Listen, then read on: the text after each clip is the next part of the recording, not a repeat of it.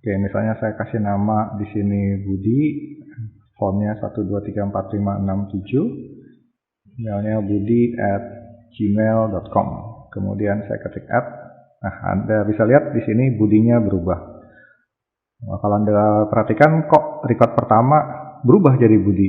Nah, itu terjadi karena saat kita add record di sini, modelnya di-create, maka model akan melihat record ini. Namun setelah itu recordnya di-delete. Sehingga di database sebetulnya sudah tidak ada lagi record Amir ini, namun modelnya belum di-refresh. Nah, mungkin untuk lebih jelasnya saya akan membuang code ini, jadi hanya database apa adanya tanpa code untuk testing. Kemudian kita jalankan lagi. Kita lihat ini adalah record yang terakhir. Kita coba tambahkan lagi, misalnya Andi, nomor teleponnya 0123411215 ya. Kemudian emailnya kita sebut misalnya andi@gmail.com, kita add, muncul di sini. Kalau kita close, kita run lagi, kita lihat, nah datanya sudah muncul. Oke, berarti sudah ada di database. Sekarang yang terakhir, bagaimana kita mau mendelete recordnya. Kalau kita mendelete record, berarti kita mendelete record by phone. Untuk itu, kalau kita klik di sini, kita mau tahu apakah beberapa data yang ada di sini. Nah, untuk itu kita bisa masuk di button delete. Di sini kita bisa mengetahui indeks dari table view saat itu berapa dengan menggunakan current row. Kemudian kita bisa pesan variabel font itemnya berapa sebetulnya dari current row itu dengan menggunakan fontbook.getFont dari indeksnya. Nah, ini kita bisa tampilkan untuk melihat apakah benar atau tidak. Kita run programnya. Oke, kita lihat di sini. Saya ketik delete. Nah, Anda bisa lihat di sini 12345667. Kalau ini, oke, berarti sudah benar cara mengambil datanya. Tinggal kita panggil fungsi delete-nya, yaitu ketika database mendelete ada delete record by phone. Kita panggil, kasih parameter font item. Jangan lupa terakhir kita panggil untuk merefresh modelnya. Baik, kita coba running program kita. Oke, misalnya saya mau delete yang ini. Anda lihat bisa langsung successful delete dan recordnya hilang. Untuk kita coba lagi run dari awal. Kita lihat apakah sudah hilang. Nah, ini sudah tidak ada. Kemudian kita coba tambah lagi, misalnya Budi, nomornya 0812123123, emailnya misalnya budi@yahoo.com.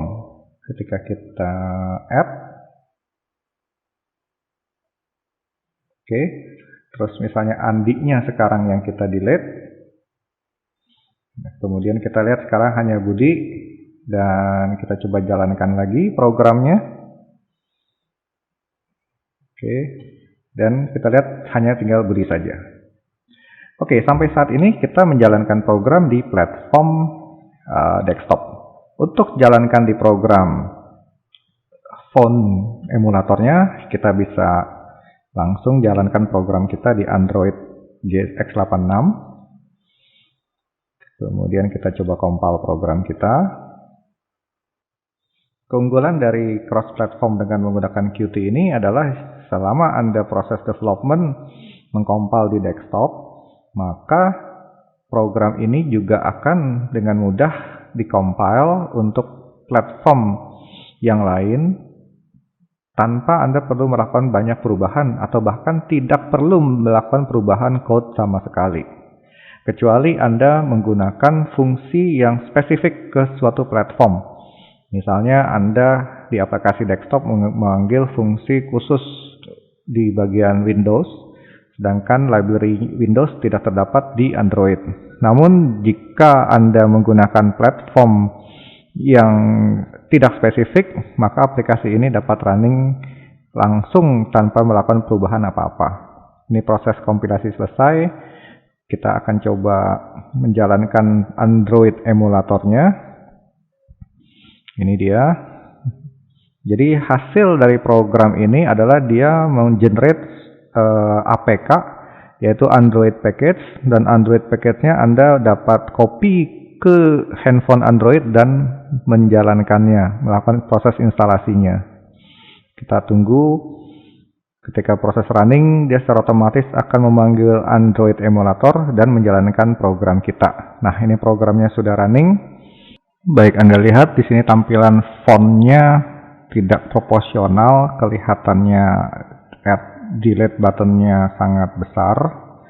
Nah, tampilan pada emulator ini belum tentu merepresentasikan tampilan asli di mobile device.